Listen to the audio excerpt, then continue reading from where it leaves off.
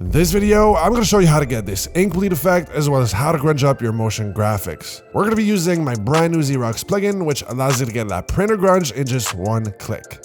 If you still haven't grabbed yourself a copy, make sure to check the first link in the description down below. But now let's get right into it. The first thing we're going to do is go ahead and create a new 4K comp, and then we can create a solid, which we're going to set to a white grayish color. We can now add in our text or logo. I'm just going to type in ink bleed and scale it up real quick. And then all you want to do is add the fast box blur effect to that same text. I know it might not seem like much right now, but trust me, Xerox is going to take care of all the hard work, so we can go ahead and launch Xerox. And all we need to do is select the comp we want the effect applied on and hit the confirm button. As you can see right away, this adds a ton of texture to our text, but we're going to polish it some more so we can lock our RGB channels and also adjust our stretch and scale knobs. Whenever I'm using Xerox on motion graphics, I typically like to use a higher scale value. But once you've found that sweet spot, we can start playing around with our threshold knob, and as you can see, this is what's going to bleed out our text in a super organic way.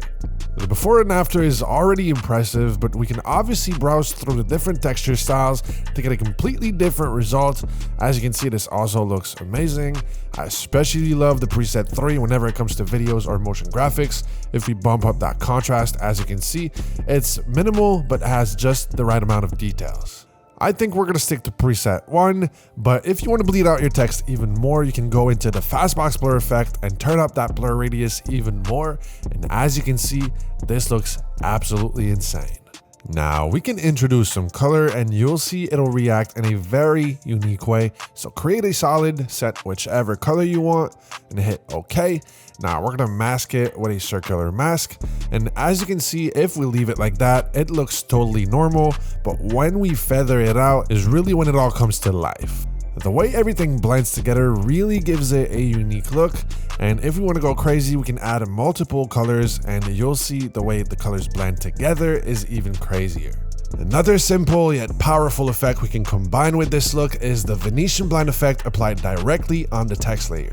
Set it to around 8% and make sure to have the direction set to 90 degrees. And once we add a little bit of feather and go back to that Xerox comp, you can see we have those beautiful scan lines being filtered by the Xerox plugin. Isn't it crazy how just a little bit of grunge can bring even a basic composition to life? And once again, here's another example where I'm starting off with a pretty grungy font, and as soon as we add that fastbox blur effect, things really start looking sweet. I've also been experimenting with this style where I create a white solid, add a very rough mask around my text, and make it look as a grungy paper cutout by adding 2 drop shadows on that same layer.